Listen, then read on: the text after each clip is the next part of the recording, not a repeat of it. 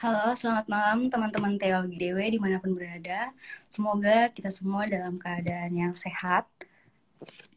Selamat bergabung dalam Ngasih pada malam hari ini. Tema kita adalah fenomena kerasukan dan alam gaib. Narasumber kita adalah Pak Robert. Beliau adalah dosen yang mengampu mata kuliah hermeneutika, filsafat, serta eksorsisme dan Alkitab. Halo Pak Robert. Halo Medlin. Ya, kita tunggu beberapa menit dulu ya Pak, teman-teman bergabung baru kita mulai. Oke, masih bisa tertawa sebelum nanti horor. Dipuas-puaskan, tertawa dulu. Iya Pak. Nanti setelah ini ada yang bermunculan.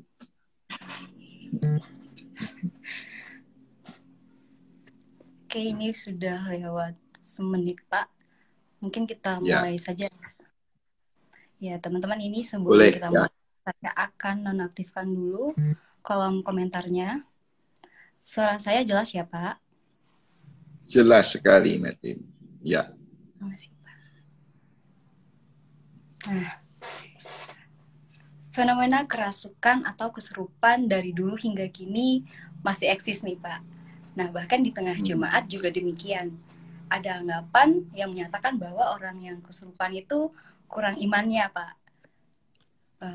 Tapi beberapa belakangan waktu ini ada pandangan yang melihat fenomena kerasukan sebetulnya merupakan fenomena psikologis, di mana orang yang mengalaminya sebetulnya sedang mengalami tekanan atau stres. Nah, apa tanggapan Bapak terhadap fenomena kerasukan ini, Pak? Ya, karena saya pendeta GKI, waktu Medlin menyebut kurang iman itu agak sedikit tersindir. Jangan-jangan yang dimaksud itu gereja saya, gereja kurang iman, begitu ya. Kata orang GKI dianggap seperti itu, ya. Lalu GKJ gereja kurang jelas dan seterusnya. Artinya, ya, yang soal-soal begini ini kan memang kurang biasa diangkat di kalangan gereja-gereja, entah sekarang masih bisa disebut arus utama atau arus pinggiran, apapun namanya, tapi gereja-gereja yang sudah lama ada di sini gitu. Jadi senang sekali Medlin ini bertanya-tanya tentang soal ini, dan terutama di dalam konteks fakultas kita, ya. Jadi hal seperti ini itu dibicarakan, ya, dan saya sudah cukup lama, bertahun-tahun itu mengampu mata kuliah eksorsisme tadi, dulu di S1 pernah, nah sekarang terakhir-terakhir ini untuk yang S2. Nah tadi menjawab pertanyaan, bagaimana ini, pertama-tama perlu kita ketahui dulu bahwa yang kita sebut fenomena kerasukan, kesurupan, ya, kesurupan biasanya dipakai di dunia ilmiah seperti psikologi, kerasukan lebih umum lah ya istilah yang dipakai seperti itu tidak bisa lepas dari kondisi masyarakat atau budaya yang hidup, living culture dari masyarakat. Nah kebetulan kita di Indonesia itu sangat menghidupi ya masyarakatnya terhadap hal-hal yang sifatnya goib-goib begitu itu, terhadap setan-setan, hantu-hantu. Ya memang nanti kalau bicara kerasukan tuh yang masuk itu bukan setan-setan atau hantu-hantu yang biasanya kita banyak bicarakan dan menakut-nakuti orang itu yang biasanya dianggap sebagai merasuki itu adalah roh dari orang yang sudah meninggal, ya. Jadi itu rohnya manusia yang beneran gitu ya. Tapi ada hubungannya tetap dengan kepercayaan yang seperti itu. Ya, jadi namanya juga sebuah kepercayaan. Jadi kalau kita ngalami peristiwa misalnya bau bunga, ada sesuatu yang selebat jalan begitu segala macam, langsung dikatakan, oh ini ada sesuatu dan seterusnya. Termasuk sebuah fenomena yang disebut dengan kerasukan atau kesurupan, langsung dipercaya sebagai oh yang masuk adalah roh dari orang yang meninggal dan seterusnya. Itu hidup, ya, kita tidak bisa menafikan bahwa yang seperti itu terjadi. Nah, itu adalah sebuah reaksi otomatis dari masyarakat terhadap yang seperti itu. Terlepas dari soal benar atau tidak, terlepas bahwa itu ada kejiwaan atau tidak, yang seperti itu hidup menjadi pembicaraan. Itulah sebabnya kita membicarakannya juga malam ini. Ya, itu sesuatu yang ramai untuk dibicarakan. Tapi kalau saya sudah jawab nanti apa yang terjadi dan seterusnya, sekarang berhenti ngasiknya. Biar nanti kita ngobrol lebih jauh lagi mengenai itu. Sekarang cukup untuk diketahui bahwa itu adalah sebuah kepercayaan yang hidup di tengah-tengah masyarakat kita. Gitu, Evelyn. Kepercayaan masyarakat terhadap makhluk-makhluk gaib ya Pak, dan alam gaib yang kemudian bisa mempengaruhi dan menimbulkan ketakutan Pak ya. Ya, itu sudah jelas ya. Jadi kita di Jawa itu kan biasa mengenal ada kuntilanak, ya, sundel bolong, gendruwo.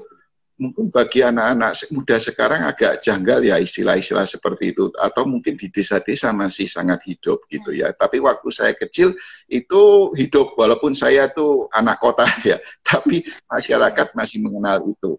Nanti di Bali juga ada yang namanya leak segala macam ya. Di NTT itu swangi, kemana-mana itu kita dengar entah di mungkin Sumba, di Flores, sampai dengan di Papua, Ambon itu swangi. Di Sumatera Utara, Medin dari Sumatera Utara bukan? Dari sana. Sulawesi, Pak. Ya. Sulawesi. Oh, Sulawesi. Sulawesi nanti apa namanya? Saya agak lupa itu namanya di sana.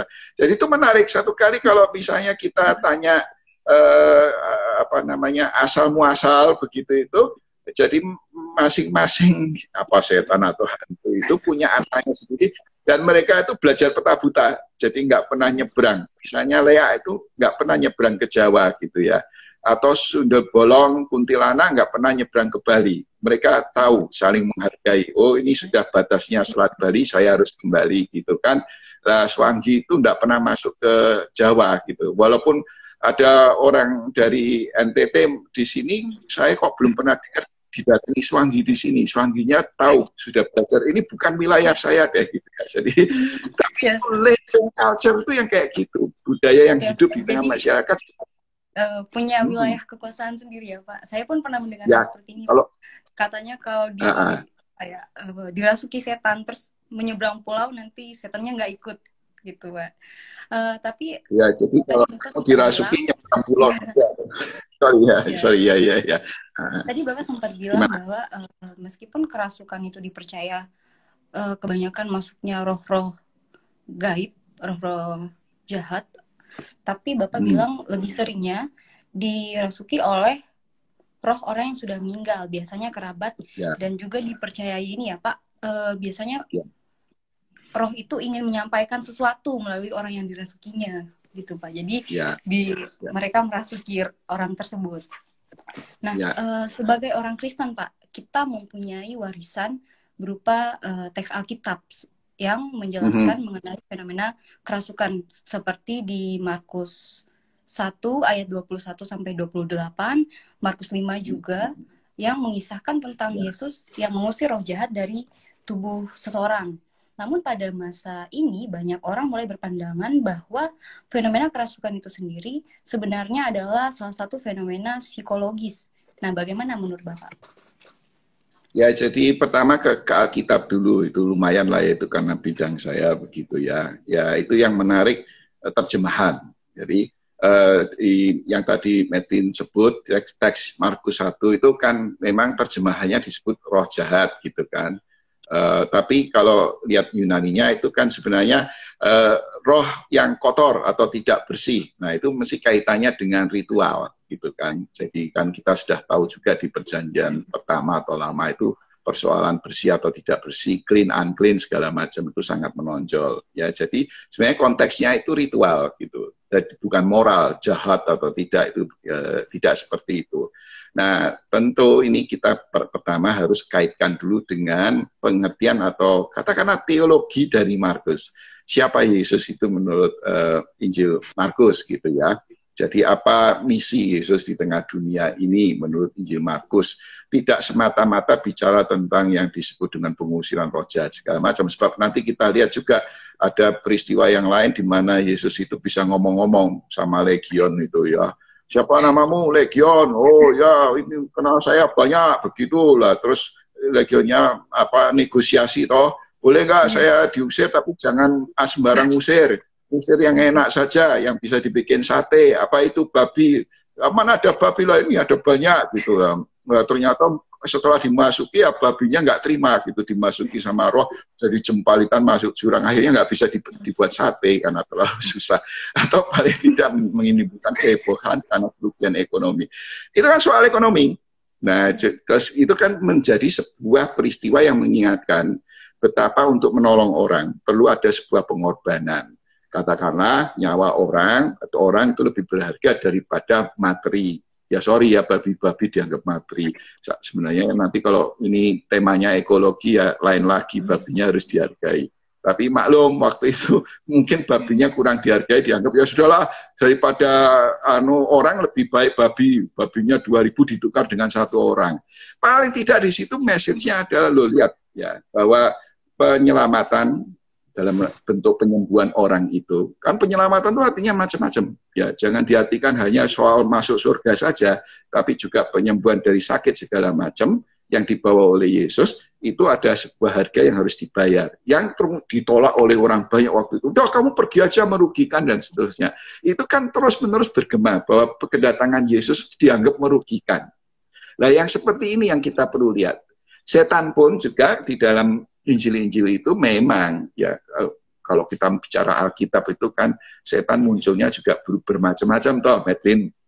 Itu biasanya saya minta mahasiswa itu untuk melajari, ya lihat bagaimana perubahan setan, karakter setan. Dulunya setan baik-baik gitu ya. Jadi waktu zamannya Ayub, setannya itu bisa menjadi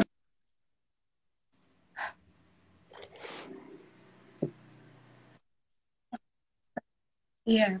bukan karena setan loh ya, bukan. Ini lain lagi, ini setan Robert. Jadi zamannya Ayub bisa jadi anak buahnya Tuhan loh ya. Akhirnya ya Tuhan mengizinkan, sudah kamu coba itu karena si setannya mau tahu apa memang betul akan tetap setia loh, kan baik-baik gitu ya. Setan juga diartikan hanya sebagai sebuah kata kerja yang menghalangi. Munculnya bisa malaikat kayak Bileam itu, tapi itu disebut setan juga gitu. Baru nanti setan di zaman Zakaria mulai ada abstraksi tentang setan itu sebagai makhluk. Di zaman perjanjian baru lebih kuat lagi seperti itu. Tapi kita jangan lupa loh ya, Yesus juga dibawa roh pergi ke padang gurun lah, itu tidak begitu jelas di katanya dicoba iblis, tapi yang bawa kan roh gitu ya. Jadi rohnya berkoalisi atau bekerja sama dengan iblis untuk mencoba Yesus. Lihat, kalau itu kita perhatikan dengan betul, message-nya itu bukan kepada arah tentang setan, siapa setan, apalagi setan-setan seperti yang kita percaya segala macam, dikaitkan tentu dengan pekerjaan dan misi Yesus. Harus luas, harus pengertiannya komprehensif seperti itu. Dengan kata lain, sekalipun memang setan itu muncul, karena sudah berubah ya dari perjanjian lama perjanjian baru, karena ada pengaruh Zoroaster di zaman intertestamental segala macam, dua-duanya sudah mulai muncul. Tapi pun begitu, setan itu tidak seperti yang kita mengerti sekarang itu semata-mata makhluk yang jahat yang harus diusir dan seterusnya. Memang di surat-surat pastoral mulai muncul yang seperti itu karena konteks apokaliptik kayak peperangan kosmos segala macam. Nah itu lain lagi ceritanya. Artinya hati-hati di dalam kita memahami Alkitab. Kalau cuma secuplik, sebagian-sebagian, lalu karena tadi living culture kita, kepercayaan kita setempat ini Kristen, tidak Kristen, sudah percaya akan setan-setan, langsung dikaitkan. Setan Alkitab ya setan yang kita lihat di sekitar kita, begitu. Sama-sama itu, dan seterusnya. Di samping juga lalu ada nada-nada permusuhan terhadap budaya lokal. Makin menjadi-jadi. Kristen anti atau lawan budaya lokal. Setannya makin menakutkan, makin dimusuhi, makin menakutkan. Terus, jadi setannya sekarang ini jauh lebih sophisticated, jauh lebih canggih daripada setan-setan zaman dulu gitu. Siapa yang membuat gitu ya kita. Berarti pengusiran terhadap roh yang kotor ini memang tetap ada, tapi esensi yang mau ditekankan adalah pentingnya, berharganya seseorang, kehidupan seseorang itu. Nah, terus ya, tadi Bapak kembali menegaskan terkait living culture. kepercayaan masyarakat ya Pak ya terkait Ya. hal-hal gaib seperti ini. Nah, ngobrol-ngobrol tentang pengusiran roh nih Pak, tentunya tidak terlepas dari tenaga ahli, tenaga profesional yang bekerja di bidang ini. Nah, menurut Bapak, apakah memang ada orang yang memiliki karunia seperti itu, atau sebenarnya karunia seperti itu bisa dipelajari, Pak? Nah ini kan lalu di lapangan itu kan selalu jadi perdebatan kompetisi satu sama lain. Malam ini saya pakai item-item, maksud saya adalah coba sedikit promosi, siapa tahu besok saya dipanggil sebagai ahli segala macam. Tapi berkali-kali saya ngajar, bertahun-tahun ngajar seperti ini, belum ada yang manggil saya untuk ngusirin roh segala macam. Mungkin juga kelihatan tidak meyakinkan ya wajah saya ini, atau bahwa saya lebih dekat setan daripada para pengusir setan, jadi nanti jangan-jangan setannya malah berkawan dengan saya dan seterusnya gitu ya. Ya, jadi persoalan kita di masyarakat itu sebetulnya ya bahwa mengusir setan segala macam itu kan mengatasi persoalan. Nah, mengatasi persoalan itu kan orang yang punya persoalan ini yang harusnya menjadi pusat. Bukan si pengusir setannya, bukan yang menolong, tapi yang ditolong yang menjadi pusat. Ya, satu, kita itu melihat kalau ini tidak dilakukan secara hati-hati, apalagi sekarang itu kita sudah punya banyak sekali bantuan pengetahuan entah dari psikologi, kedokteran, dan seterusnya, misalnya neuroscience yang bicara tentang otak, segala macam. Otak itu bisa bocor, dan bocor itu bisa membuat kita melihat yang macam-macam, segala macam. Itu istilah kita, istilah saya ya, awam itu bocor, ada persoalan. Biasanya kalau saya mengajar tentang seperti ini, saya minta tolong Fakultas Kedokteran untuk memperkenalkan dengan kita dengan kadaver, dengan jasad jenazah begitu yang sudah ya diformalin segala macam untuk memperlihatkan organ tubuh dan sebagainya. Para mahasiswa itu tanya, apa toh Pak hubungannya ini dengan ini? Saya bilang ada hubungannya, yaitu supaya kita kenal fisiologi manusia, terutama otak itu seperti apa, tapi diam-diam dalam hati supaya belajar menghadapi yang seperti ini, karena satu itu ditaruh di tempat yang kamar mayat, dekat kamar mayat segala macam, terus melihat jasad yang menyeramkan, dan tapi itu diam-diam loh ya. Sekarang saya ngomong begini gitu diam-diam, tapi sebenarnya saya tidak pernah ngomong sama mereka. Karena nanti sesudah itu lalu mereka tuh, wah Pak saya sampai mimpi buruk dan seterusnya segala macam begitu. Satu ya, jadi Mary yang saya mau katakan adalah kita itu betul-betul kalau mau bicara tentang orang yang mengusir itu menolong orang betul. Caranya menolong orang yaitu bahwa jangan cuma sekedar sesaat itu saja. Orangnya ini perlu, nah itu nanti bicara dibiasakan dalam tanda kutip untuk melihat bahwa yang sebetulnya menakutkan, serem segala macam itu karena kita hidup dengan tadi itu berbagai macam cerita yang membuat kita tuh nggak lihat sendiri gitu loh, atau belum apa-apa sudah ketakutan lari gitu loh. Jadi face it, hadapi. Lah orang yang mengalami seperti itu, kalau misalnya kita salah handle, sekedar diusir-usir segala macam, bisa loh membahayakan orang itu. Bisa bukan hanya dia mengalami trauma, bisa kalau memang dia ada gejala sakit jiwa dan ada persoalan di situ, tidak betul-betul ditangani dengan baik, bisa sampai menimbulkan kematian. Dan itu sudah terjadi sepanjang sejarah kekristenan paling tidak. Ada filmnya segala macam. Orangnya dipaksa untuk kamu dirasuki roh jahat, lalu diapa-apakan, dibanting-banting, tusuk-tusuk sama dan macam-macam. Intinya bukannya diketahui apa sebab yang sebenarnya, seakan-akan langsung sudah diketahui sebabnya, main hantam saja, itu membahayakan. Hati-hati dengan yang seperti ini. Kedua, ya namanya orang itu kan bisa aja cari untung dari yang seperti itu. Itu tadi, nasib saya itu kurang baik, Medlin. Saya jarang dipanggili orang untuk itu. Sebab biasanya kalau dipanggil itu ya ada amplopnya gitu lah ya. Karena makin takut orang, makin berhasil diatasi ketakutannya, amplopnya kan makin tebel. Ya sudahlah, itu nasib saya. Ya, nanti saya ngomong begini, oh Pak Robert iri sama yang lain, begitu segala macam. Ya kadang-kadang iri juga sih, kenapa kok bukan saya gitu kan misalnya. Kalau toh orang itu mau menyembuhkan yang seperti itu, penyembuhannya harus continuous, harus holistik, tidak hanya sesaat itu saja. Satu yang saya pesankan, agar orang itu diperiksa betul dan agar keluarganya segala macam dijauhkan dari segala macam ketakutan, ya.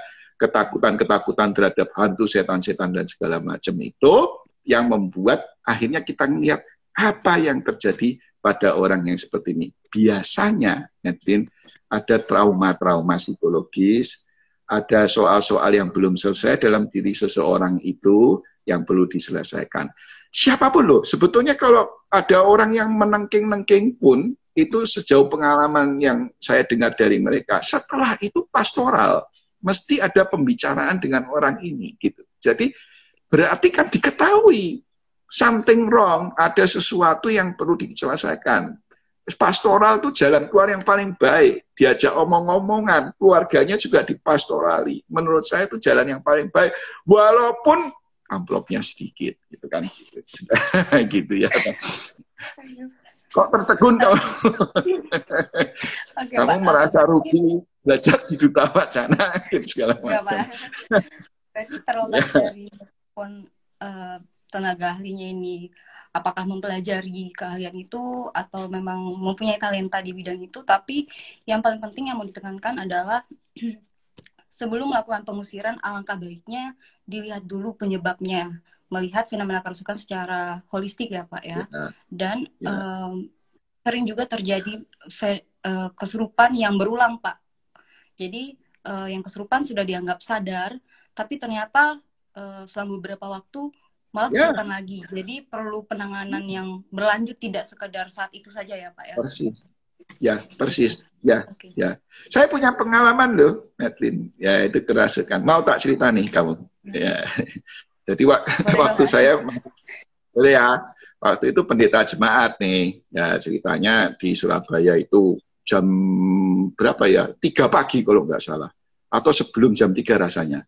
Itu saya dibangunin tetangga. Begitu. Pagi-pagi ya, ada apa? Terus dia bilang, Pak minta tolong. Kan Bapak pendeta toh, ya kenapa? Ini ada orang kerasukan, bisa Bapak tolongin gitu. Terus saya, ya, saya pendeta yang baik kan, ya harus ngomong ya dulu gitu ya. Sambil ya kan, saya ganti baju dulu kan tuh pakai pakaian tidur. Saya masuk sambil mikir, nanti saya apakan ya orang itu segala macam. Kan nggak pernah diajarin di fakultas di STT waktu itu atau fakultas teologi kan ya. Sambil mikir saya apakan segala macam. Ya, tapi yang style saya kalau ada persoalan kan kalem dulu ya, tenang dulu gitu. Ya sudahlah, cobalah saya ikut saja, saya lihat apa yang terjadi. Saya terus berjalan sama dia, tidak terlalu jauh rumahnya. Ya, jalan kira-kira 400-an meter, di perjalanan itu diceritain, Pak, tadi itu setannya sudah masuk jam 7 malam, Pak. Gitu. Diusir sama pendeta dari gereja X gitu, Pak. Gitu. Jam 11 masuk lagi, Pak. Itu sampai orangnya bisa melompat pagar tinggi lari Pak, gitu. Dan kami panggil lagi pendeta itu Pak, diusir lagi. Sekarang datang lagi. Saya sambil mikir, kenapa enggak manggil pendeta itu tadi ya jam 3 pagi kok manggil saya sekarang gitu ya. Mungkin dia kasihan sama pendeta tadi terus manggil saya, atau jangan-jangan mungkin dia itu merasa ini jangan-jangan pendeta GKI, dia tahu kalau saya GKI. Jangan-jangan pendeta GKI akan lebih manjur, saya tanya. Karena yang tadi gereja yang lain tuh kok sampai 2 kali masuk lagi. Ya toh? Ini jangan-jangan GKI manjur. Jangan-jangan saya tanya GKI, jadi nurutnya sama pendeta GKI. Ya ini apa humor aja.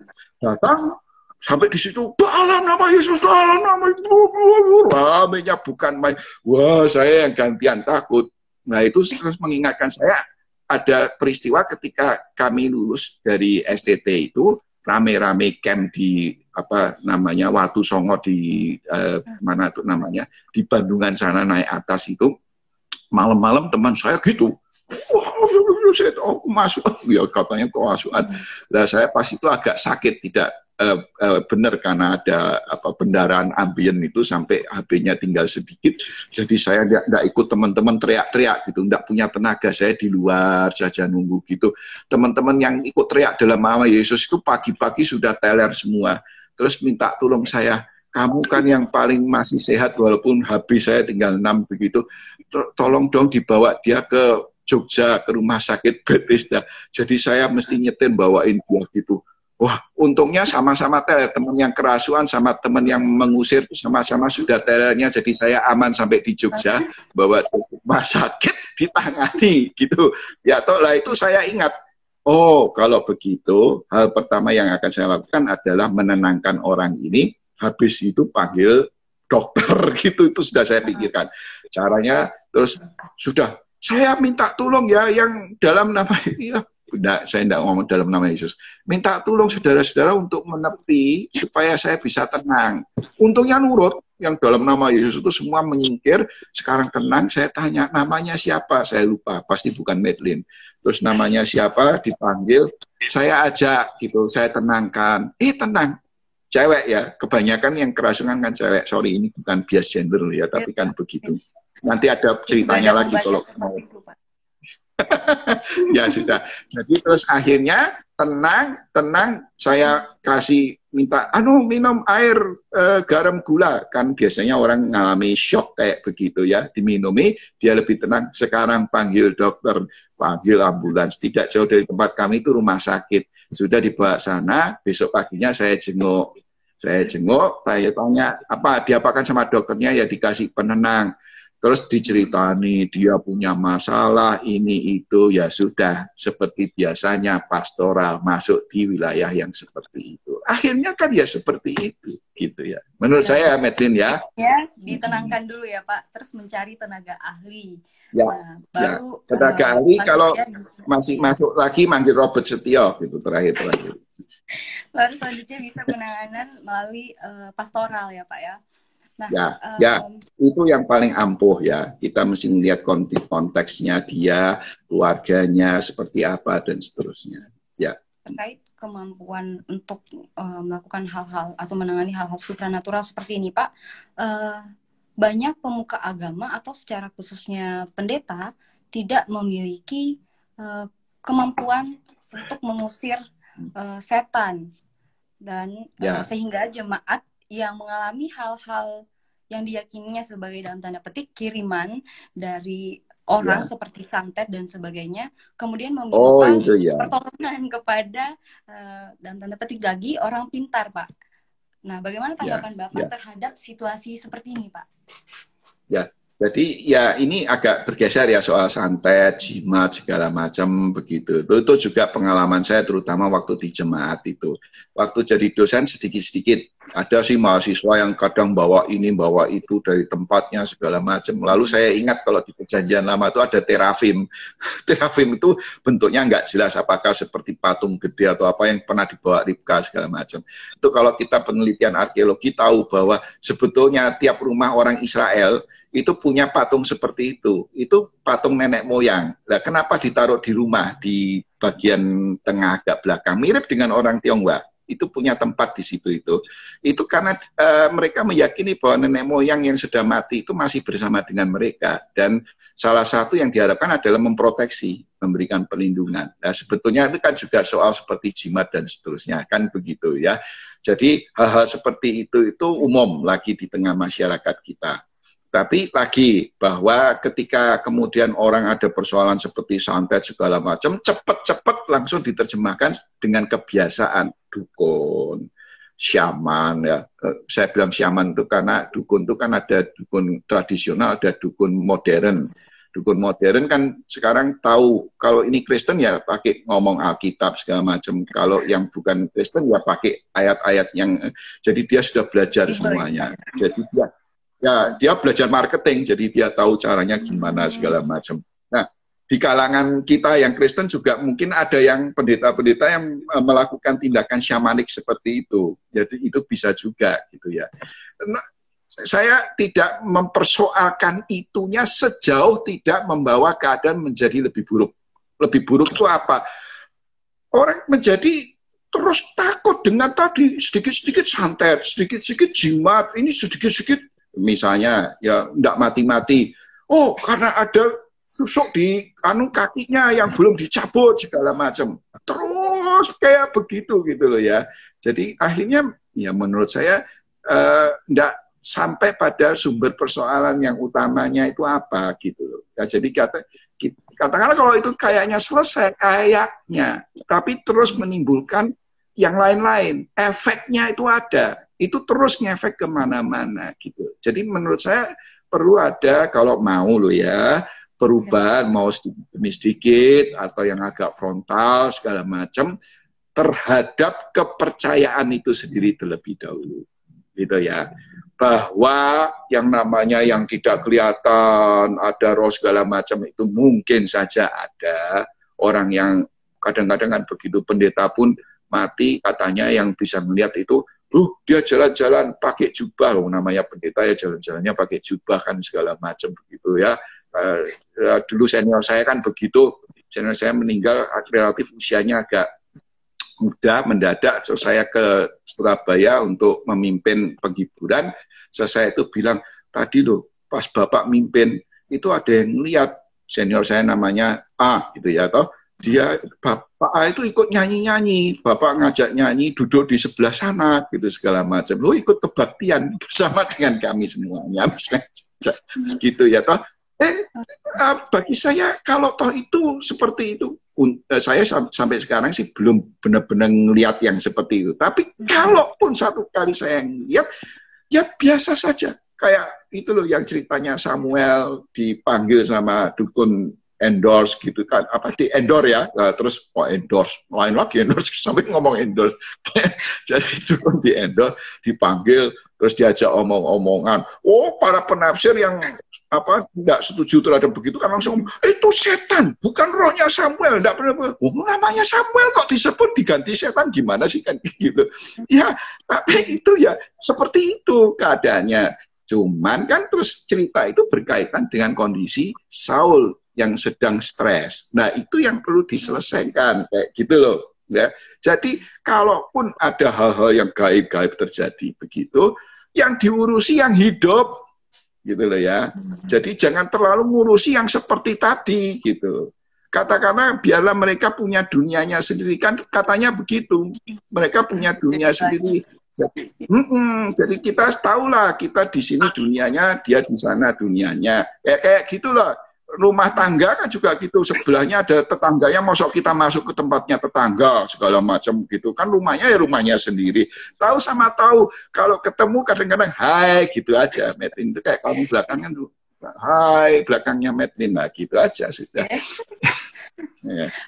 Berarti Bapak tidak melihat hitam putih ya Pak, benar salah, tapi lebih melihat ke dampak yang diberikan, apakah semakin baik atau malah justru semakin buruk, kembali pada esensi kepada yang hidup ya, kepada yang hidup seseorang ya, yes ya gitu. Nah, tak jarang juga jemaat mempunyai warisan jimat Pak, atau benda-benda pusaka yang diyakini mempunyai kuasa sakti dan dipercaya bisa membawa keberuntungan Pak. Nah, ada yang membuat diri kebal juga terhadap benda-benda tajam. Bagaimana Bapak melihat hal ini Pak? Ya, sebenarnya yang patut ditanya gini nih Pak Paulus Sugeng Wijaya, Pak Daniel, yang punya batu-batu akik gede-gede begitu. Saya nggak punya itu. Saya sebenarnya berencana pinjam itu malam ini mau saya pakai, tapi saya nggak. Ada juga temannya Pak Paulus sama Pak Daniel itu yang setiap jarinya ada batunya gede-gede. Kalau sudah begitu, ngeliat orang, dia sakti gitu. Karena orang percaya bahwa batu-batu itu ada isinya. Gitu. Bahkan yang punya akik itu sering bilang, ini coba, kalau kamu lihat ini, nanti kan merasakan kedamaian. Gitu kan. Ini coba, batu ini kalau dicemplungkan di laut bisa timbul sendiri. Ini tidak pernah, ini karangan saya. Dibakar tidak akan dan seterusnya gitu ya. Jadi itu persoalannya bukan di bendanya, tapi pada orang yang meyakininya. Nah itu persoalannya gitu. Kayak Pak Daniel, Pak Paulus begitu ya pastilah kan mereka akan pakai itu. Sini kalau sakit digosok-gosok, saya doakan sambil digosok-gosok kakinya terus gitu segala macam kan ya enggak sampai seperti itu. Nah, sebenarnya yang jadi kunci kan orang yang mempercayai itu gitu. Jadi bahwa orang itu misalnya kalau Meti itu berasal dari Sulawesi, mungkin kamu kota ya, tapi misalnya dari pelosok, terus kuliah di Jogja, kan membayangkan, wah saya masuk di Jogja yang sebelah 8, orang tuanya kan khawatir toh, orang tuanya khawatir, ini kamu bawa ini saja, ini cincinnya, ini kalungnya nenekmu dulu, kamu minta perlindungan ya, pegang ini kalau berdoa, biasanya bukan minta perlindungan ini ya, tapi waktu berdoa nek Kristen loh ya, pegang ini saja.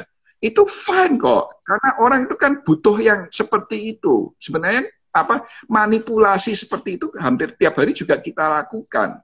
Kita COVID kayak begini, pandemi, banyak orang berjatuhan, kita bilang, enggak lah, kita Tuhan menyelamatkan. Itu kan sebenarnya mencoba untuk memanipulasi ya diri kita sendiri untuk begitu. Loh ini enggak selalu negatif loh ya, ini positif loh. Lalu saya pasti bisa, gitu segala macam waktu tes itu ya misalnya, loh ternyata bisa beneran, segala macam. Nah itu itu sama menurut saya, bukan pada benda-bendanya itu sendiri gitu. Oh kalau mau jualan bendanya ya dibikin yang aneh-aneh itu bendanya. Batu akiknya Pak Paulus digambari tengkorak segala macam itu dijual masih laku banyak gitu. Besar harganya. Ya, oke ya. Ya, Pak. Oke. Ya, yang pandangan tradisional juga belum tentu buruk sepenuhnya ya Pak ya. Ya, Mungkin ya, Bapak, betul.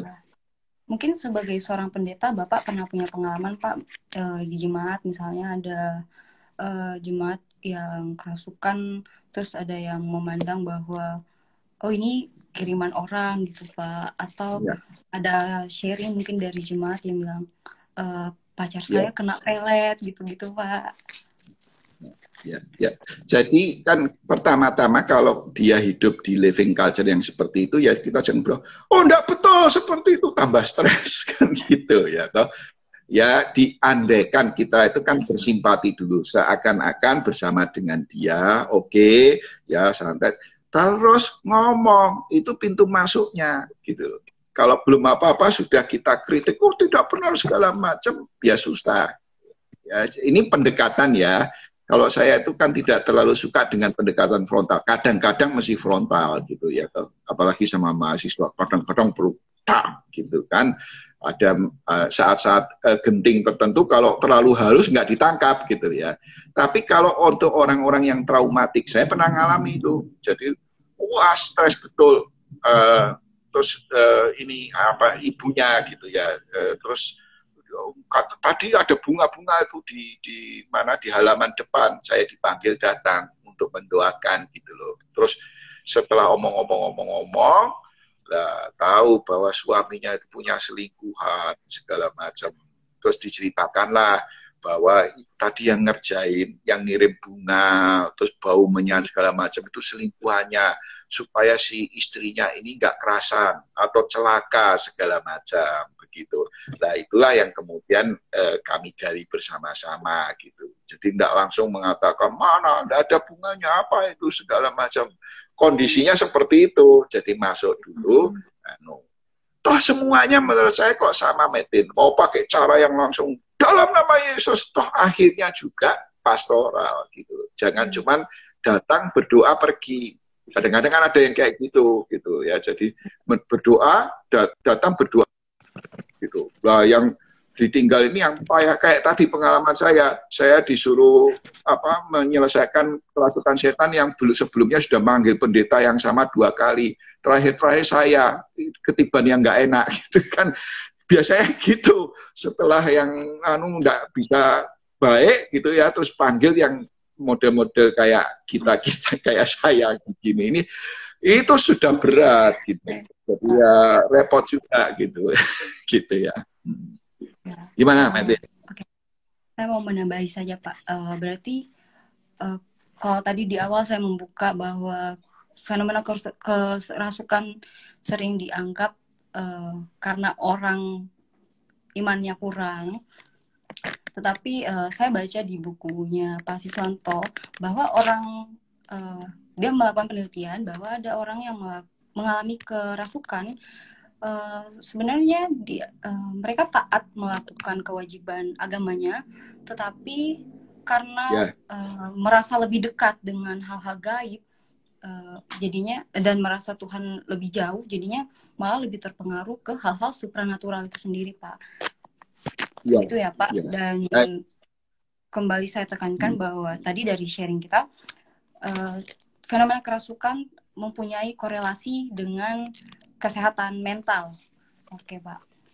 Ini saya akan buka sesi tanya jawab. Kolom komentar akan saya aktifkan. Untuk teman-teman yang mau bertanya, silakan.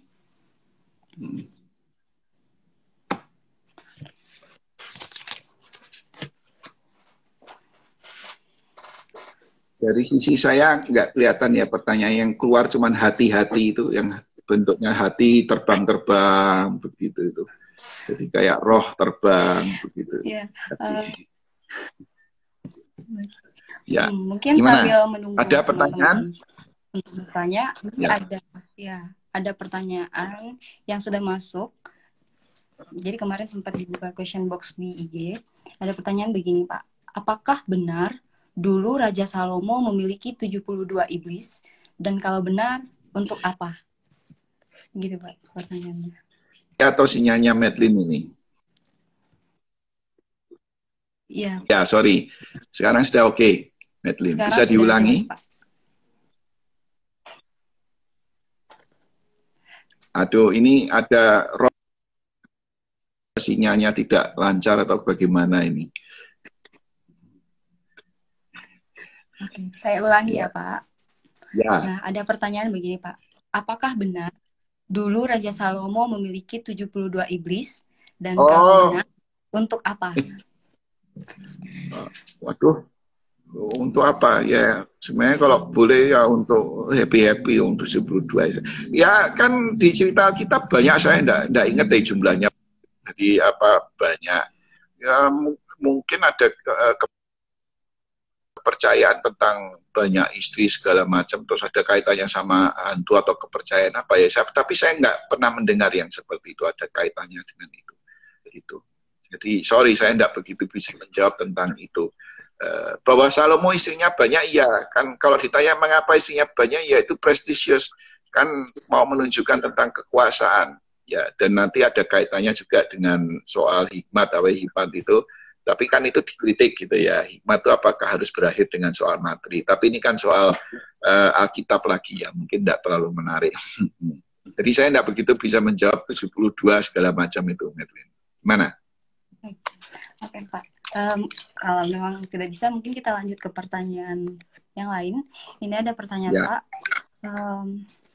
Mengapa teks-teks yang membahas tentang kuasa roh jahat atau roh kotor yang tadi Bapak bilang bernuansa eksorsisme kebanyakan dinarasikan di Perjanjian Baru ketimbang di Perjanjian Lama? Ya itu tadi yang seperti saya sebutkan, karena ada perubahan sehubungan dengan datangnya pengaruh, salah satunya itu Zoroasterisme, lalu munculnya apokaliptisisme yang makin menguat di menjelang Perjanjian Baru, ya mulai abad kayak Daniel misalnya, itu kan abad kedua segala macam. Lalu kita juga melihat ada naskah Laut Mati, yaitu dari kelompok yang disebut dengan kelompok milenial atau apokaliptik segala macam. Nah itu ciri pandangannya dualisme dan berbicara tentang peperangan kosmis antara yang baik dan yang jahat, jadi secara total dan seterusnya. Ya, nah kemudian dualisme dalam pemikiran Yunani juga ikut berpengaruh gitu ya. Di Perjanjian Pertama yang awal-awal belum ada cara berpikir yang seperti itu gitu ya. Nah, karena pengaruh dari dua pandangan yang dualistis seperti itu, lalu makin lama setannya itu makin gelap, makin jahat dan seterusnya gitu loh. Tapi itu di Alkitab, begitu masuk di tempat kita, campur dengan tadi itu budaya lokal segala macam, setannya terus tadi tergantung dia ada di mana, dengan penampilan kayak tadi Sunda Bolong, kuntilanak, kalau di Cina yang melompat-lompat gitu, kalau di Eropa setannya Dracula. Yang paling menyedihkan kan setan Indonesia, miskin semua kan begitu, makan kenyang-kenyang, tinggalnya di kuburan. Halo Madeline. Ya Pak, saya dengar Pak. Ya, jadi ya itulah gitu ya kira-kira. Jadi apa namanya perubahan itu terjadi di dalam setiap konteks, di dalam setiap masyarakat atau budaya, sehingga itulah yang membuat gambaran tentang setan itu tidak sama satu dengan yang lain gitu. Oke, Ya, berarti intinya karena pengaruh dualisme tadi ya Pak, makanya lebih banyak ya, dinarasikan ya di kalau untuk yang generasi baru. baru. Ya, oke. Ya. Selanjutnya Pak, gimana membedakan kerasukan sama gangguan psikologis Pak? Nah itu dia. Jadi asumsinya dulu. Ya, jadi asumsinya kalau orang ini punya persoalan, ya kita dekati persoalannya. Jangan diantem setan dulu. Menurut saya pertama-tama gitu dulu, gitu ya. Ya, dan tadi itu bahwa setan ini kan cara kita menjelaskan sesuatu yang tidak jelas, gitu. Ya, jadi menurut saya pendekatan apa tadi psikologi melihat ya pastoral lah ya. Kalau psikologi kok dianggap terus gaweannya pendeta terus apa lah, pendeta kan pastoral gitu kan. Kita mendekati secara pastoral dulu. Pastoral itu mesti bicara komprehensif, tidak bicara sepotong-sepotong. Jadi kita kan kalau Medlin belajar pastoral kan mesti dilihat orang itu tidak hanya satu pribadi, dia punya koneksi dengan entah itu keluarganya, masa lalunya, pekerjaannya, dan seterusnya. Nah itu kita perlu urai satu persatu. Tentu pusatnya tetap kepada orang yang bersangkutan. Pusatnya tetap Ya, pada orang yang mengalami kesulitan ini ya Pak. Oke. Kenapa Pak? sinyalnya gangguan terus ini rupanya setannya nggak terima semua malam ini keluar semuanya. Ya. Tapi masih bisa mendengarkan Gimana, kami Pak? Medlin? Ya, sedikit-sedikit. Ya, apalagi ada pertanyaan lain lagi? Pak. Ini ada, ya Pak. Nih, apakah harus ada atau memang apakah diperlukan karunia khusus atau pelatihan untuk melakukan eksorsisme, Pak?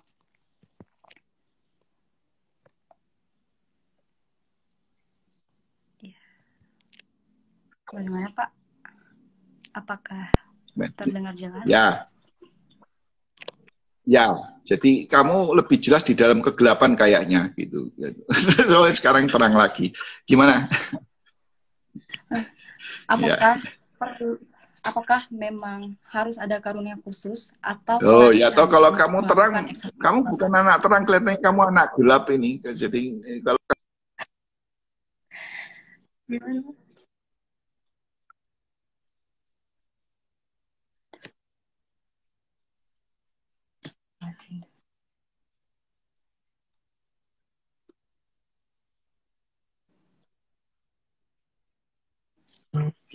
pencegahan. Nah, nanti kalau sudah ada pertanyaan-pertanyaan, saya terima pertanyaan. Tapi pencegahan.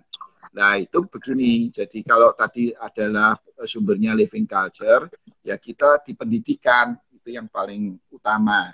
Nah, kan saya sendiri punya pengalaman pendidikan di tengah keluarga. Ya, pendidikan informal. Misalnya tadi saya sudah sebutkan rumah saya walaupun di Surabaya, itu zaman itu tuh rumah saya tidak jauh dari kamar mayat, dari rumah sakit bagian belakang.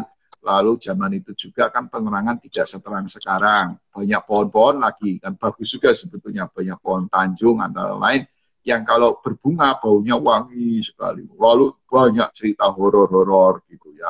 Tentang tukang becak yang mengemudikan seorang penumpang, tambah lama tambah berat penumpangnya, setelah itu disadari loh ternyata bukan orang, tukang becaknya lari gitu segala macam.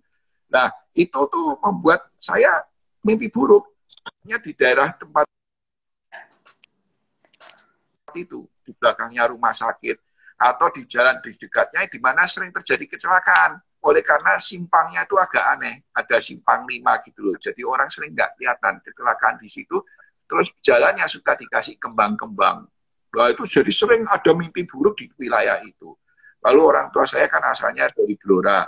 Blora kan desa gitu ya. Nah kalau kami liburan ke Blora, di sana juga ceritanya macam-macam tentang gendruwo, Kak. Nah, tiap sudah apa surup apa maghrib, orang tua mesti ngomong, ayo masuk ke rumah, kalau enggak nanti kamu digondol genderuwo katanya gitu. Jadi kan takut.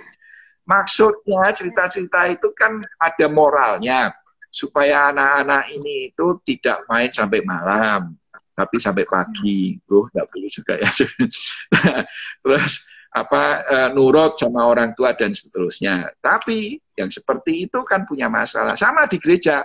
Kalau kita bilang kalau kamu tidak menurut nanti kamu dibawa oleh iblis. Kamu akan iblisnya digambarin dengan apa namanya tanduk, terus taring gitu, darah segala macam. Kalau zaman saya kecil dulu ditambah ada Sinterklas, ada Zwarte-Piet yang sekarang kita tahu bahwa itu sebenarnya adalah budak-budak dari Afrika. Tapi Zwarte-Pietnya bawa karung, bawa sapu lidi, ditakut-takutin. Maksudnya baik buat anak-anak ini menurut, tapi caranya itu membuat sampai mimpi buruk. Itu saya besar sudah jadi pendeta, masih sering begitu mimpi buruk. Agak hilang-hilang tuh setelah ngajar-ngajar tentang kerasukan ini. Jadi cara, jadi maksud saya adalah, ya saya berusaha untuk come to terms, untuk lihat apa tuh yang terjadi. Setelah menghadapi di dalam kegelapan jalan segala macam, tidak setakut dulu lagi. Ya kadang-kadang ya masih keluar-keluar gitu, tapi pada umumnya sudah tidak takut. Jadi mungkin baik kalau sekarang ini kita daripada menakut-nakuti anak-anak dengan gelap-gelap, justru bawa anak-anak gelap-gelap, jurit malam, terus lihat binatang malam, ada banyak hal di malam hari yang indah ya. Di kota, di desa loh ya, di apa hutan, bukan di kota. Kalau malam kota lain lagi, itu dunia malamnya. Jadi yang begitu itu membuat mendidiknya ya Pak, nah, cara mendidiknya. Pendidikan terutama pendidikan informal. Jangan menakut-nakuti anak sebagai cara untuk membuat anak disiplin, nurut. Jangan pakai cara seperti itu. Ketakutan itu terus aja terbawa sampai besar, apalagi soal-soal hantu dan setan. Itu akan terus menjadi masalah, ya, mimpi buruk dan seterusnya. Gitu, Madeline. Baik, Pak. Ya, ini ada pertanyaan lagi, Pak. Apakah Alkitab memang meyakini adanya dua realitas yang berperang, yaitu iblis dan Tuhan? Di perjanjian pertama ditunjukkan seolah iblis adalah bagian dari Dewan Sorga, gitu Pak. Di PB seperti musuh Tuhan, gitu Pak. Ya tadi yang saya katakan ada perubahan pandangan mengenai setan. Apa namanya? Juga sebenarnya kalau bicara tentang nenek moyang ada perubahan dan intinya itu di Alkitab tidak satu suara ya mengenai ini gitu. Jadi dan apa penggambaran tentang setan itu tidak sama satu dengan yang lain. Tapi kan pusat perhatiannya kan tidak harus ke sana gitu loh. Kita kan lebih melihat bagaimana Tuhan gitu. Ya, bagaimana Tuhan mendatangkan kesejahteraan, mau dia melawan manusia, penguasa-penguasa maupun pada iblis dan seterusnya, kan sama tujuannya gitu. Hanya konsepsi orang tentang apa yang buruk gitu loh. Tapi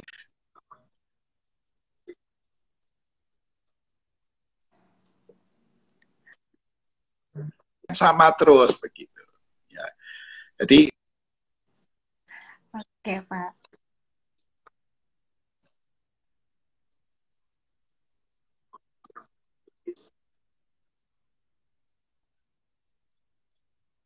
yang selalu sama adalah munculan yang kalau bahasa sekarang disebut penciptaan. Selalu ada pembaruan hidup, selalu ada pengadaan hidup kembali, ya, relivening gitu, menghidupkan kembali dari keadaan yang porak-poranda, hancur. Siapapun yang menjadi penyebab. Jadi jangan iblis itu lalu dilebih-lebihkan. Jangan terlalu lebay terhadap yang seperti itu, gitu ya. Ya, gitu. Baik, Pak. Berarti teologi itu ada keberagaman ya, Pak, dalam teologi. Ini ada pertanyaan, Pak. mungkin sedikit Ya. meleset, tapi sedikit berkaitan juga mengenai indigo, Pak, atau indera keenam. Nah, itu menarik. Nah, ketika manusia terlahir sebagai seorang indigo, apakah bisa dikatakan hal itu sebagai anugerah, Pak? Indigo, so indigo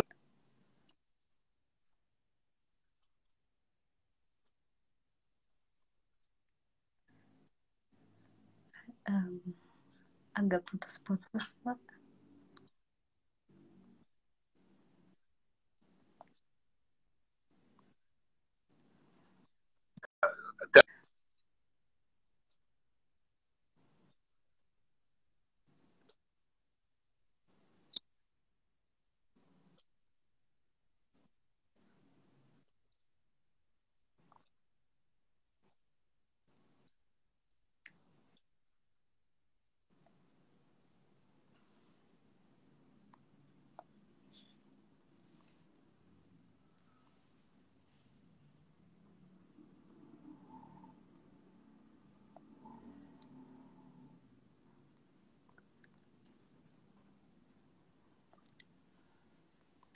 Apakah jaringan saya atau oh,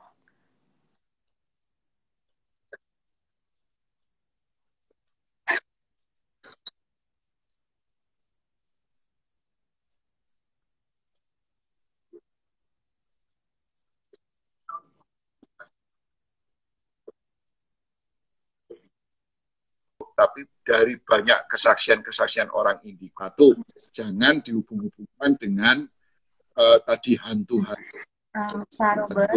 ya.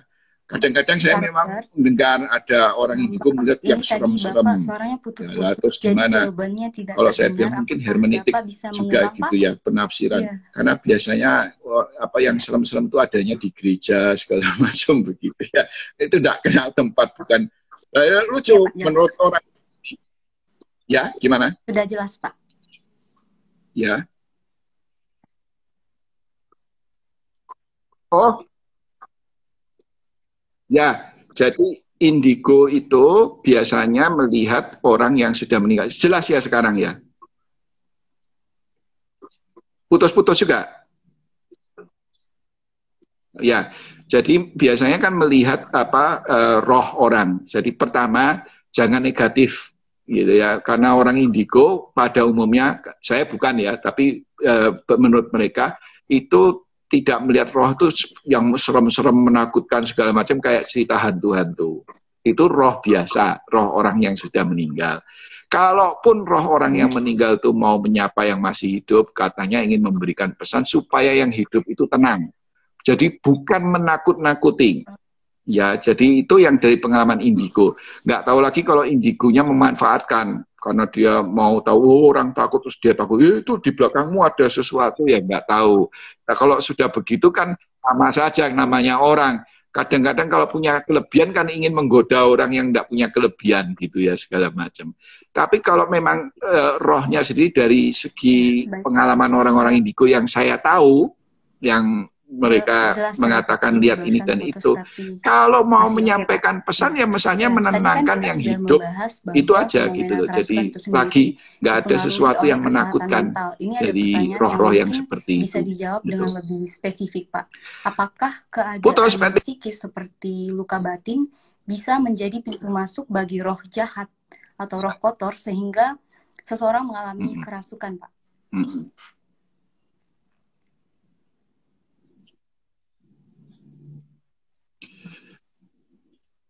Oh, mau diulangi? Ya.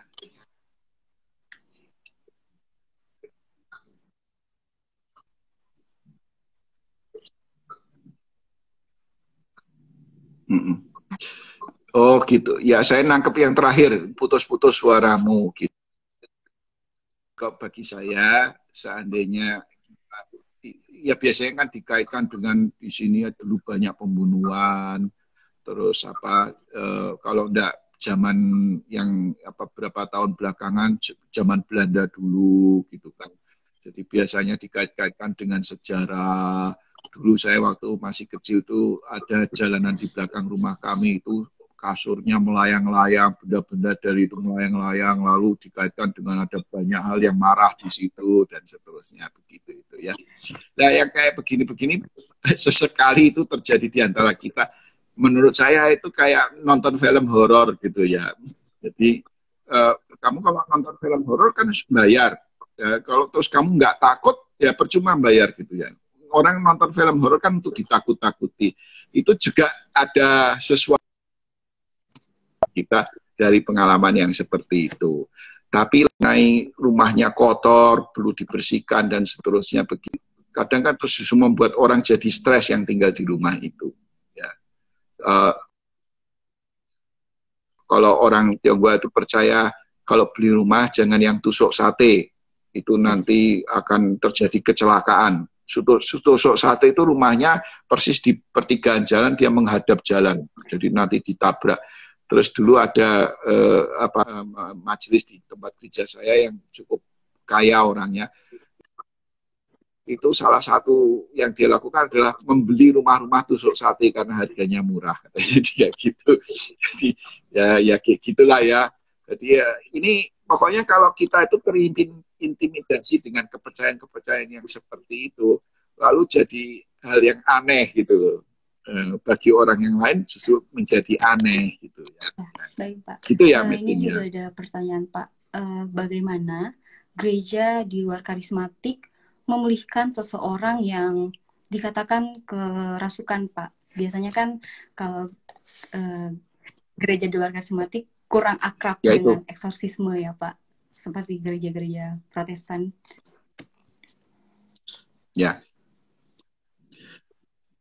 Ya, jadi satu, bahwa gereja-gereja seperti GKI segala macam itu jangan disangka tidak menangani yang seperti ini. Tadi saya sudah cerita, saya pun juga menangani yang seperti ini. Tapi pertanyaan tadi bagus, bagaimana cara, seperti saya sebutkan, selalu dengan cara menenangkan dulu, ya, menenangkan. Kalau keadaannya sedang panik, ditenangkan dulu, ya toh. Lalu dilakukan lagi, trauma di masa lalu segala macam, ya dicoba diatasi, gitu. Tapi kehadiran kita yang terus-menerus, pendeta segala macam yang terus-menerus bersama dengan keluarga, bersimpati dengan orang-orang yang seperti itu penting. Karena biasanya orang-orang yang kayak itu mengalami kerasukan, yang dilihat suka didatengin roh segala macam, itu disingkirkan, dianggap tadi itu lemah iman, dianggap sebagai orang punya persoalan segala macam. Jadi kepada mereka lah kita perlu datang memberikan perhatian, bahkan yang lebih khusus untuk memberikan kepercayaan diri, ya, membebaskan mereka dari semua intimidasi, dari rasa takut. Nah itu caranya. Cara seperti ini biasanya memang makan waktu, ketimbang langsung dalam nama Yesus ditengking segala macam. Saya kalau ngomong gini bukan menghina loh ya.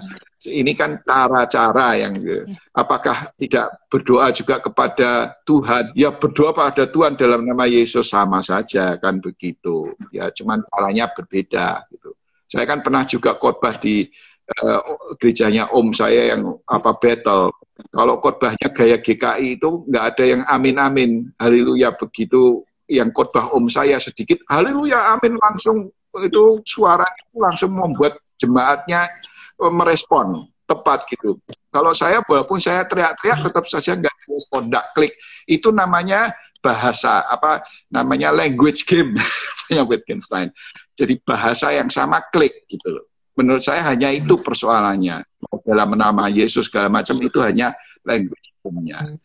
Tujuannya sebenarnya sama lagi ya. Mau pakai cara seperti itu atau cara yang lebih tidak langsung, yang lebih pastoral segala macam, ya for the well-being of the people themselves. Mereka sendiri yang perlu diperhatikan.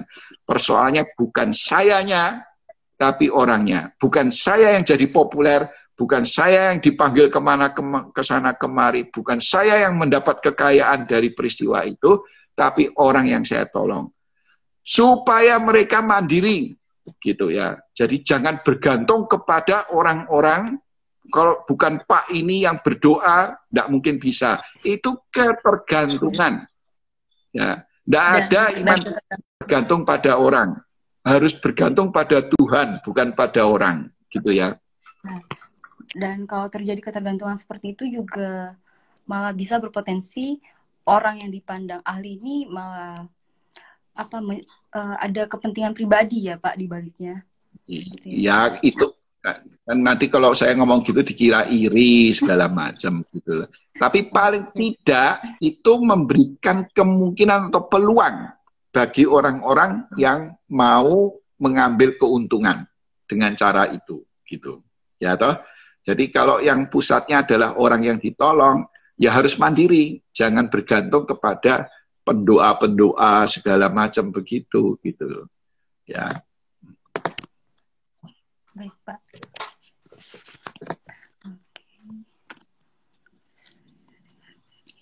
Nah. Pak, masih ada pertanyaan lagi, teman-teman? Ya. Saya tunggu dulu. Begitu kamu nggak ngomong, sinyalnya bagus. Kamu ngomong, sinyalnya hilang. Gitu. Jadi ada yang iri sama kita. Tadi katanya ada setan-setan yang mengganggu Bapak, Pak. Katanya netizen di sini, Pak. Iya. Ya, saya itu menikahi setan. Jadi istri saya setan. Saya nyatan. Gitu. Kalau orang Tionghoa kan ada saya itu marga. Ya, istri saya marganya Tan. Jadi saya kawin sama setan. Dulu GKI Jawa Tengah itu, GKI Jawa Tengah pemimpin sinodenya setan semua, tan siapa, tan ini, tan itu gitu. Jadi setan semua isinya begitu. Ya oke. Gimana mungkin Martin? sambil menunggu teman-teman, semisal nanti ada yang mau memberikan pertanyaan, kita kan sudah membahas terkait kesurupan nih Pak. Ternyata tidak mudah diklaim alasan tunggal atau penyebab bahwa orang yang mengalami kerasukan ya kurang iman, tapi harus dinilai balik lagi secara holistik untuk mengetahui penyebab utamanya. Nah, lantas bagaimana caranya agar kita dapat mencegah kesurupan ini terjadi, Pak? Dari diri sendiri bagaimana, Pak? Ya tadi kalau pendidikan informal kita itu sudah tidak lagi pakai cara yang menakutkan, satu. Dua, ya teologi kayak gini gitu loh. Teologi jangan dipersempit menjadi Tuhan lawan setan gitu loh. Teologi itu holistik sifatnya. Bicara tentang shalom, damai sejahtera holistik, ya material, ya spiritual begitu. Dan juga tadi mental, apa yang terjadi dari pengalaman-pengalaman yang traumatis dan seterusnya. Tidak hanya pribadi, tapi juga masyarakat. Tidak hanya orang, tapi juga keluarga. Teologi mesti menyasar yang seperti itu. Ya, jadi jangan itu pasti setan. Oh itu kuasa jahat. Gampang-gampang ngomong seperti itu, gitu loh. Ya, nah, itu karena mungkin teologinya di duta wacana, jadinya makanya susah gitu. Gampangan nanti kalau sekolah teologi yang langsung ngajari apa-apa setan begitu. Itu kayak Wittgenstein bilang, kalau kamu punya palu di tangan, segala yang kamu lihat adalah paku. Jadi kalau kamu pikirnya setan, apa saja setan gitu. Semuanya jadi setan gitu. Setan enggak setan kamu usir gitu. Karena taunya cuma itu gitu ya toh. Lah kan repot gitu. Nah. Ya.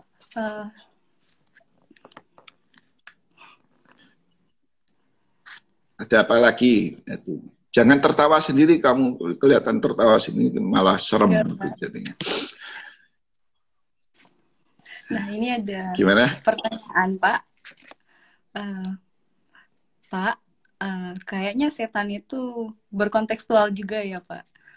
Kalau begitu, misalnya benar, apakah setan itu menciptakan sebenarnya manusia sesuai konteksnya? Atau bagaimana, Pak? Misalnya apakah setan ini yang mempengaruhi kepercayaan kita sendiri? Atau bagaimana, Pak? Nah, ya itu tadi. Siapa yang menciptakan setan menciptakan kita atau kita? Nah, itu malah teologinya malah lebih luar biasa. Waktu saya tanya sama mahasiswa, lebih takut mana? Setan atau Tuhan? Semua menjawabnya setan. Loh, malah lebih takut pada Ya, pengertian takut kepada Tuhan kan bukan takut seperti takut pada setan, tapi takut hormat, gitu kan. Nah, jadi kita itu takut melihat keagungan, kebesaran. Nah, kalau takut yang seperti itu, oke. Tapi biasanya sama setan kan bukan itu. Takutnya takut intimidatif, membuat orang tertekan dan traumatis, gitu loh. Itu bukan takut yang sehat, gitu.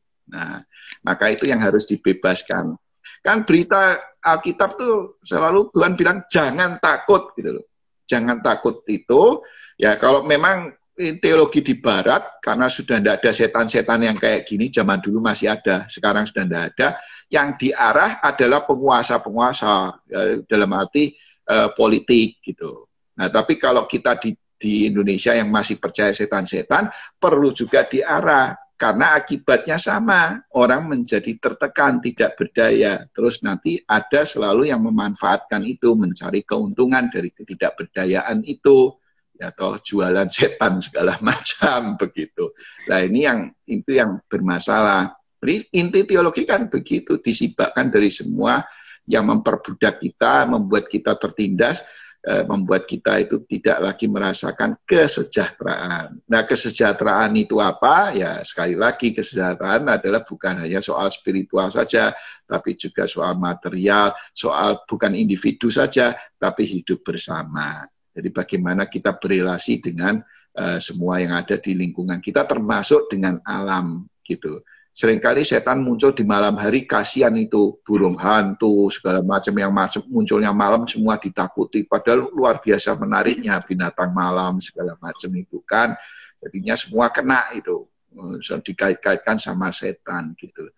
Itu dengan kata lain kita ya jangan berlebihan ya, faktor-faktor yang seperti itu membuat kita jadi terintimidasi gitu ya, Madeline.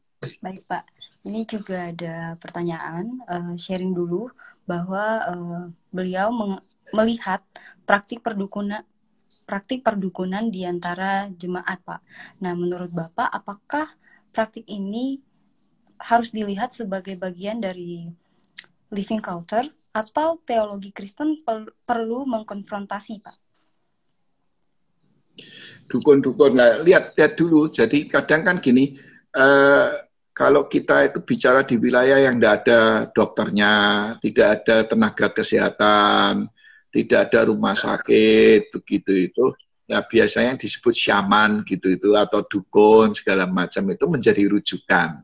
Nah, kemarin saya lihat cerita di daerah Rusia yang kayak Mongol itu orang-orangnya itu terus percaya pada beruang itu dewa lah, terus nanti syamannya itu minta orang yang kebetulan yang sakit itu semua sakit mabuk, jadi mabuk-mabukan semua, kacau semua, terus disuruh bilang kepada beruang yang sudah jadi patung itu, kamu bilang minta disembuhkan segala macam syaman. Kenapa kok begitu? Tidak ada dokter di daerah sana segala macam. Nah itu kan kayaknya bisa menjadi penolong. Maksudnya memang baik menyembuhkan orang dari itu. Tapi kalau dogmatis bahwa hanya dukun yang bisa menyembuhkan, terus atau hanya ini gitu, nah itu yang menurut saya jadi masalah.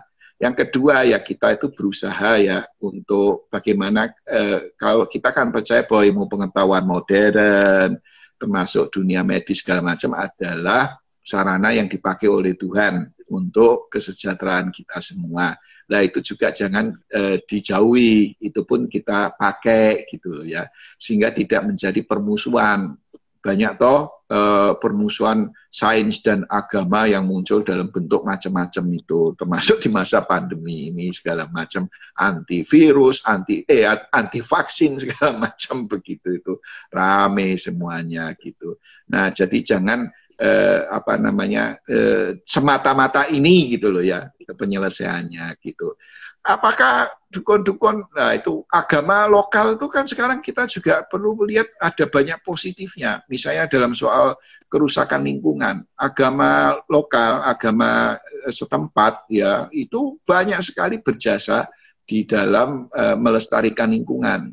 Justru agama-agama besar, agama-agama Samawi ini segala macam yang mendudukan manusia superioritas gitu itu lalu mendorong orang untuk takabur, asal-asalan begitu atau menganggap alam itu cuma benda, enggak apa-apa dihabisi dan seterusnya. menurut saya ada banyak hal positif juga dari agama lokal. Kita tidak boleh semata-mata anti terhadap yang itu. Kalau yang negatif ya ada, tapi sama juga dengan agama-agama besar ini ada yang negatif. Ya, kuncinya apa? Lagi kesejahteraan bersama. Ya, yang holistik sifatnya itu yang menjadi dasar untuk kita menilai. Ya, baik Pak. Sudah 1 jam lebih kita ngobrol-ngobrol Pak terkait fenomena kerasukan dan alam gaib. Saya mau menyimpulkan bahwa fenomena kerasukan itu sendiri bisa jadi tidak hanya dilatar belakangi oleh satu faktor tunggal ya Pak, dan kita bisa melakukan pencegahan dari pendidikan seperti tidak menakut-nakuti meskipun niatnya baik gitu, dan hal-hal tradisional seperti bagaimana Pak? Hal-hal tradisional yang biasanya dinilai negatif bisa jadi mempunyai dampak.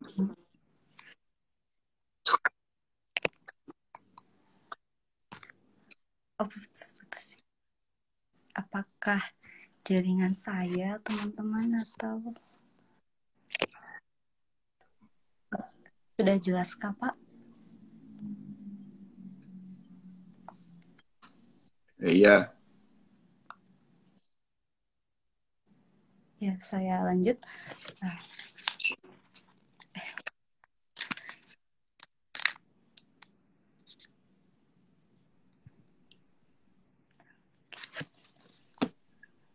Ya, kamu kembali sudah ke dunia nyata. Tadi putus.